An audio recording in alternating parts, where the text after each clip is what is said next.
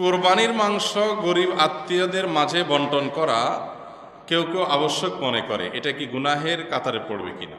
খুবই দরকারি একটা প্রশ্ন। এবং কোরবানির সামনে আমাদের কোরবানির গোশত, এটাকে আল্লাহ রাব্বুল আলামিন 3 ভাগে ভাগ করার জন্য আমাদেরকে উপদেশ দিয়েছেন। ফাআত'আমুল কানিআ ফাকুলু মিনহা, তোমরা কোরবানির গোশত নিজেরা খাও। ওয়া আত'আমু আল কানিআ ওয়াল মুতাররা ওয়া আত'আমুল বাঈস আল ফাকির আছে, যারা তোমাদের আত্মীয় স্বজন আছে, প্রতিবেশী আছে, তাদেরকে খাওয়াও। আবার যারা অভাবী, নিডি, গরিব মানুষ, তাদেরকে দাও। তার মানে নিজে খাবেন, আত্মীয় স্বজনদের মধ্যে হাদিয়া উপঢৌকন দিবেন, আর গরিব দুঃখীদেরকেও খাওয়াবেন। কিন্তু এই বন্টনটা এটা কোনো ফরজ বা ওয়াজিব না। এভাবে 3 ভাগে করতে পারলে ভালো, উত্তম। কিন্তু এটা যদি কেউ না করে তাতে কোনো গুনাহ হবে না। আমাদের সমাজে সমাজের ভাগ নামে একটা ভাগ কোরবানির ক্ষেত্রে প্রচলিত আছে। অনেক এলাকাতে এলাকার কিছু মোড়ল মাতবররা তারা সকল কোরবানির পশু থেকে একটা অংশ, যে 1/3 করে তুলে নিয়ে আসেন, অথবা 1/3 পুরোপুরি না হোক বাধ্যতামূলক একটা অংশ তারা নিয়ে আসেন। এনে তারা তাদের মতো করে পুরো এলাকাতে বন্টন করেন। অনেক এলাকাতে যে কোরবানি দিয়েছে তাকেও দেয়, যে দেয় নাই তাকেও দেয়। এখন এই সমাজের ভাগ নামে যে ভাগটা বাধ্যতামূলকভাবে কালেকশন করা হয়, সেটা কোনো অবস্থাতে জায়েজ না। যদি বাধ্যতামূলকভাবে করা হয়, যদি জোরপূর্বক করা হয়। এখন আমার কোরবানির গোশত আমার কাছে নির্দিষ্ট কিছু গরিব আছে জানাশোনা, আমি তাদেরকে একটু দেব, কোনো গরিবকে একটু বাড়ায় দিব, কাউকে একটু কমায় দিব। আমার হয়তো আরো দূরে কোনো আত্মীয় আছে, তাকে আমি একটু পাঠাবো।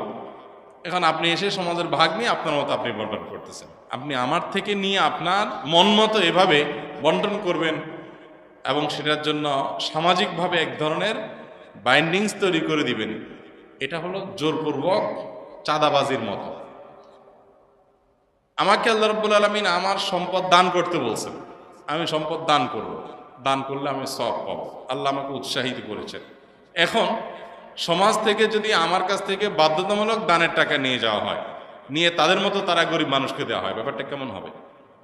তো কোরবানির গোশতের ক্ষেত্রে অনেকটা এই পর্যায়ের অনেক এলাকাতে হয়। আমাকে অনেক ভাই বলেছেন, এবং বিভিন্ন এলাকার ব্যাপারে আমরা খোঁজখবর নিয়েছি, যে এরকম কিছু মানুষ তাদের মোড়লগিরি মাতবরি করার জন্য এটা একটা উপায় বাইর করছে।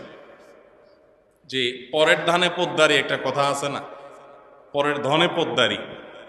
তো অন্যদের কাছ থেকে গোশত কালেকশন করে এনে উনি এবার এই প্যাকেট দিচ্ছে, ওখানে প্যাকেট দিচ্ছে, ইমাম সাহেবকে দিচ্ছে, মজলিস সাহেবকে দিচ্ছে, উনি এখন মোড়ল হয়ে গেছে। এই পরের ধনে পোদ্দারিগিরি করতে গিয়ে দেখা যায় যে আমি আমার কোরবানি গোশত খুশি মনে আপনাকে দিব না, কিন্তু আপনি জোর করে নিয়ে যাচ্ছেন। সিস্টেম দিতে হবে, উপায় নেই। জোর করা বলতে কি টানাটানি করা লাগে না, সিস্টেমটাই এমন করা হয়েছে যেটা না দিয়ে কোনো উপায় নেই।